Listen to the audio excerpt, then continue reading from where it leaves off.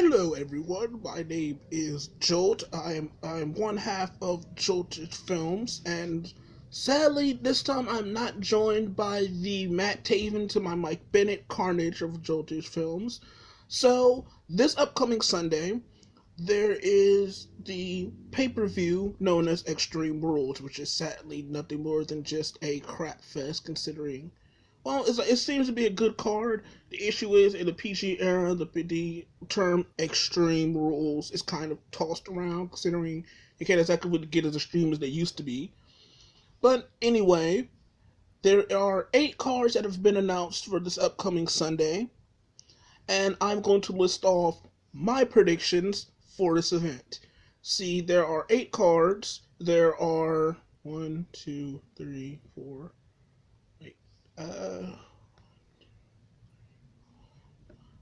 There are 5 title matches and 3 normal matches, 1 no disqualification, 1 asylum match, and 1 tornado tag team.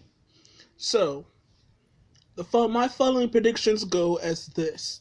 For the pre-show match between Dolph Ziggler and Baron Corbin in this no disqualification match, I'm going to have to go with the Lone Wolf Baron Corbin. I think it was a shit idea what they did last month, where they had Ziggler go over Baron Corbin. However, I feel that still at that basically they're going to have them trade off victories for a little bit, possibly until maybe Money in the Bank. Money in the Bank is the next pay-per-view after this one.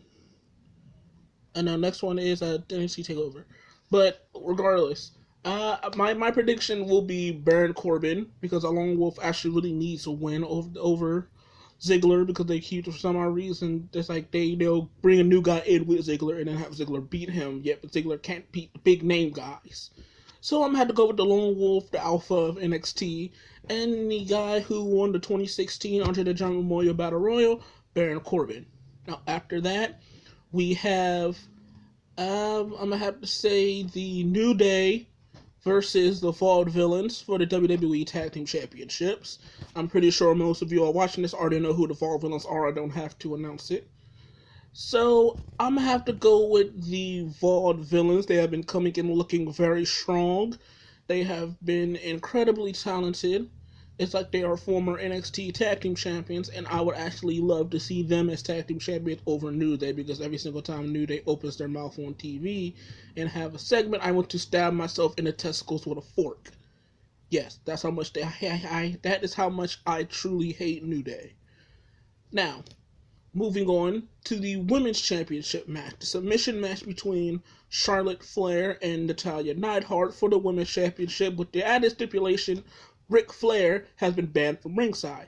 Now, I have a feeling that Charlotte will not be walking away with the championship here this past Sunday, because majority of the time, whenever she has retained the title, she's always had Ric in her corner to help save her ass from losing. It's funny because we almost had Natalya as champion before, to where she tapped out to the sharpshooter. However, just like Natalya would have won if Ric did not pull the referee out of the ring. But with him at the ringside, we'll be able to have a legitimate match.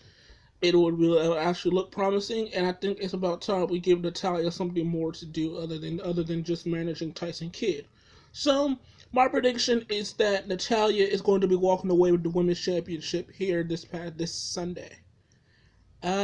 We have Kalisto versus, we have the current United States champion, Kalisto, going up against the Bulgarian Brute, I want to say, because I don't know if they push him back to being from Russia.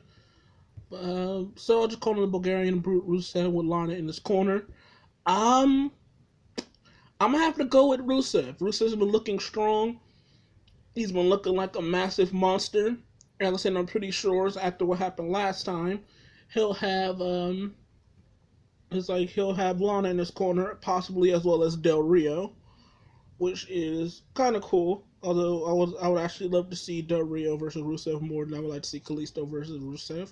But regardless, my pick is Rusev, because Rusev will be walking away with his second United States Championship.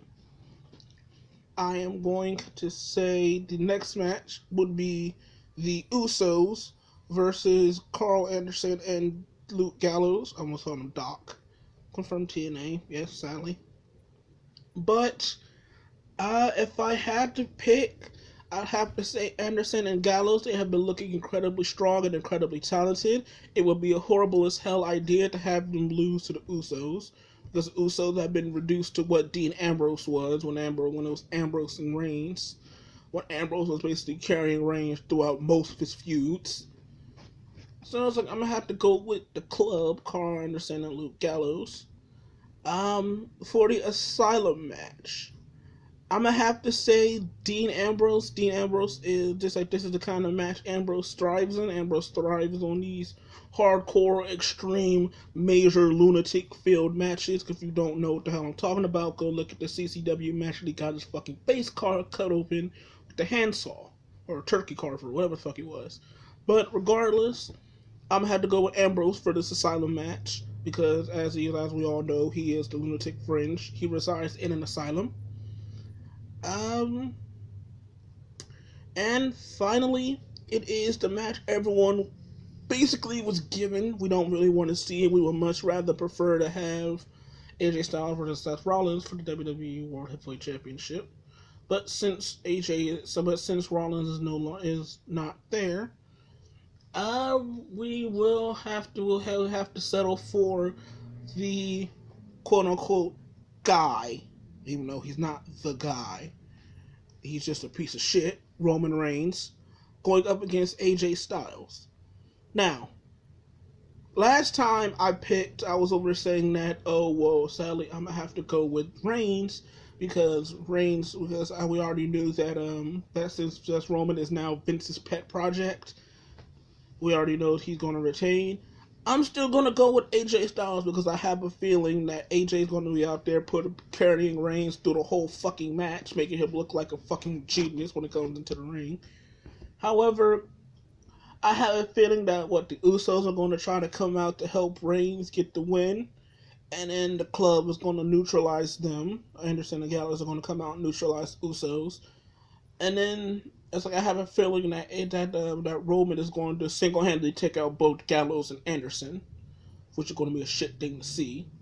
But I have a feeling AJ is going to catch him off guard, hit him with that the real Superman punch, the springboard forearm smash, and then connect with another Styles Clash onto the chairs and pick up the win. So, yeah. Those are my predictions. I'm sure Carnage will be up later to post his predictions on his. For the pay-per-view, he'll post this up on Facebook. I decided to do a video because it's a lot easier for me. It's hard as fuck for him to actually be on camera, but I've been doing this for a while now. I have another if you haven't now, go ahead and subscribe to Moxley86. That is my channel. That is the channel I decided to start off with on my own. But yeah, aside from that, that's basically it. There's nothing else I really have to say. It's been fun. I'm actually glad I was actually able to share my predictions with you all. And take care and goodbye.